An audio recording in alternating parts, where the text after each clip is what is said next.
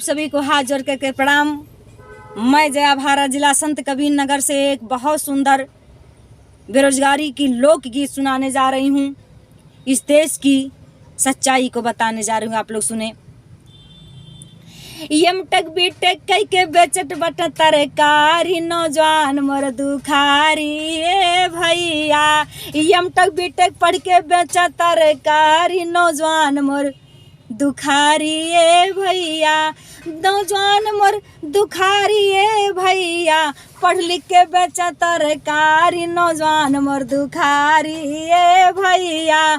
पढ़ लिख के बेच तरकारी, अरे पढ़ लिख के बेचन पकौड़ा नौजवान मोर दुखारी ए भैया।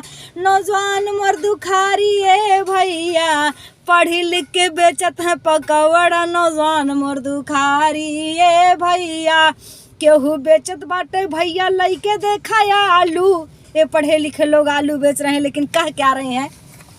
अरे केहू बेचत बाटा देखा लाई करके अब आलू, अरे बोलत बाटा कही के बटाटा नौजवान मोर दुखारी ए भैया।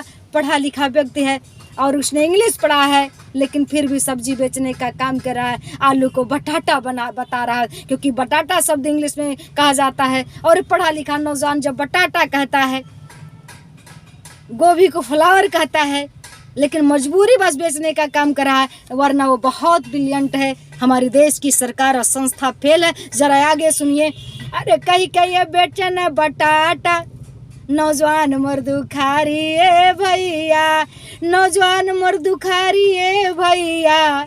यमटक बीटेक कई के बेचल तरकारी नौजवान मोर दुखारी ए भैया। केहू बेचत बाटे भैया लइके आबे गोभी, केहू बेचत बाटे भैया लइके आबे गोभी। अरे कहे नहीं लैला फलावर नौजवान मोर दुखारी ए भैया। बोल नहीं लैला फलावर नौजवान मोर दुखारी ए भैया। यम्मे बीए पढ़ी के यम्मे बीटेक कई के बेचन तरकारी नौजवान मोर दुखारी ए भैया।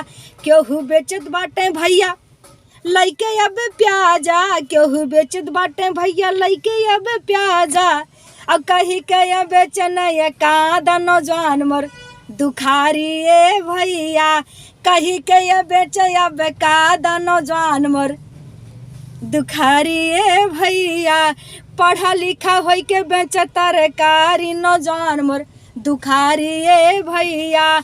मंगल रोजगार देखा सरकार अब समझावेला, मंगल रोजगार देखा सरकार अब समझावाला। अब पेपर लीक कई के देखा दिलवा दुखावाला, पेपर लीक कई के देखा दिलवा दुखावाला। अरे बोला ला बेचा पकौड़ा नौजवान मोर दुखारी ए भैया। बोला ला बेचा पकौड़ा नौजवान मोर दुखारी ए भैया। पढ़ लिख के यम्मे बीए बीटेक कई के बेचे तरकारी नौजवान मोर दुखारी ए भैया। यम्मे बीए अरे यम्मे बीटेक कई के बेचे बीटेक एमटेक कई के बेचन तरकारी नौजवान मोर दुखारी ए भैया। बीटेक एमटेक कई के बेचे तरकारी नौजवान मोर दुखारी ए भैया। अरे मंगल रोजगारी अब सरकार समझावेला, मंगल रोजगारी अब सरकार समझावाला।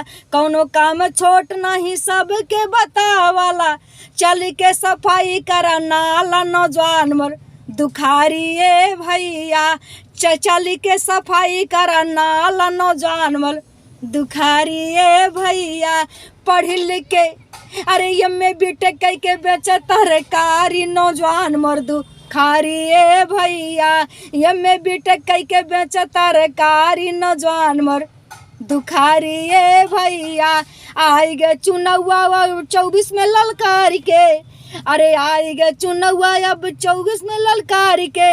निर्वाचन आयोग दहल डटवा अब डारी के, निर्वाचक आयोग ऐलान कैले डटवा डारी के।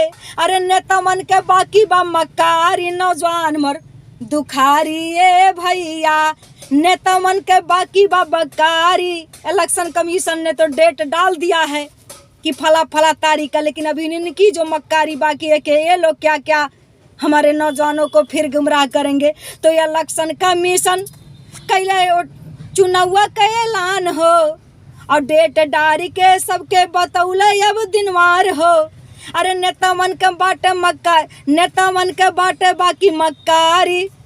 अरे नेता मन के बाकी बाटे मक्कारी, नौजवान मर्दू खारी ए भैया। अरे पढ़ी लिख के बेच तरकारी, नौजवान मर्दू खारी ए भैया। पढ़ी लिख के तलन पकौड़ा, नौजवान मर्दू खारी ए भैया। पढ़ी लिख के बेचन, अरे देशवा के भविष्य कहाँ जाला, नौजवान मर्दू खारी ए भैया। गाय के जया अब सबके समझावेनी, गाय के जया अब सबके समझावेली। अरे सब लोग 24 के करा तैयारी बनावा।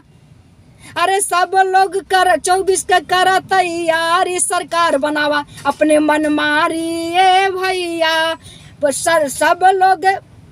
सब लोग 24 के कराए अब तैयारी और सरकार बनावा अब अपने मन मानी। अरे 24 के करा तैयारी, सरकार 24 के करा तैयारी।